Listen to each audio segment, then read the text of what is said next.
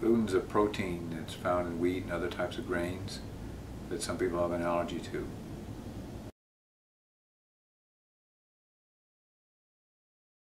Wheat, rye, for example, most of the common grains have gluten in them. A lot of foods have gluten added as a thickener.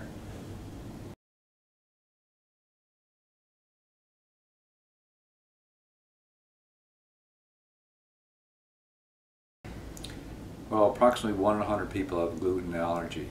It means they actually have an allergic reaction when they eat gluten. And about 10% of the people in the world have gluten sensitivity, so they have mild reactions, but not acute reactions. And so if you have a sensitivity or an allergy to gluten, then you want to remove it from your diet to avoid having chronic or acute symptoms. If you have an acute reaction to gluten, you might actually have swelling of the throat, you might actually have trouble breathing. So gluten-free is a way to avoid having your body react that way, allergic to an allergy or to sensitivity. A very mild indigestion, hair problems, skin problems, mild problems like that could be caused by gluten sensitivity, which affects many more people. But if you don't have an allergy or sensitivity, gluten doesn't matter to you. Your body has the enzymes to digest it. But if you think that you're allergic or sensitive to it, you need to remove it from your diet. Otherwise it could have long-term or acute problems.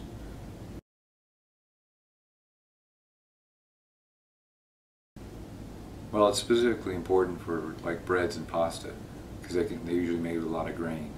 But a lot of foods may actually have wheat or wheat proteins in them as a thickener. So you have to read the label if you're gluten sensitive or gluten allergic.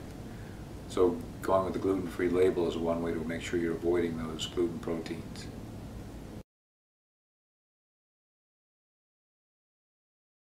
If they have a gluten sensitivity, it may help them.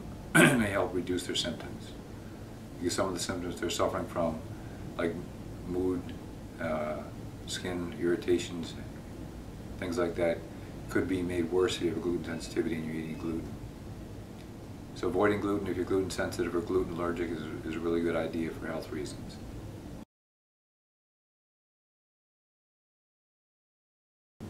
Well, if you're allergic to gluten or have gluten sensitivity, you can avoid creating acute or chronic symptoms by avoiding gluten. If you don't have a sensitivity or allergy, there's no benefits.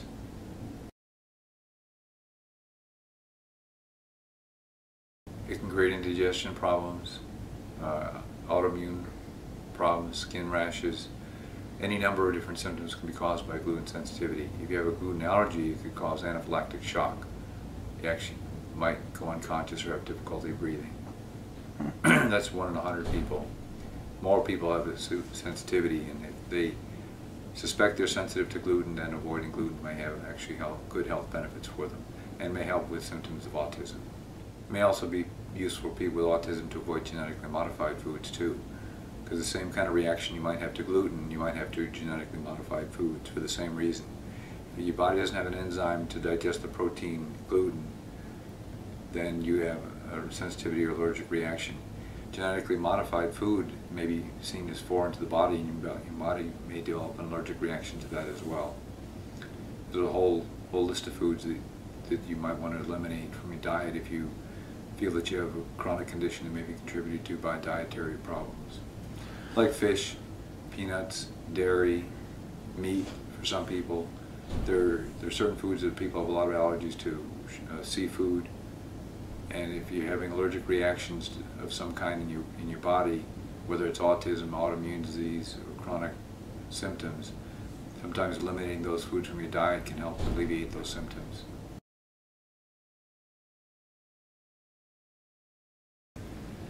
Well, the main reason they've probably discovered that people need to remove gluten is celiac disease.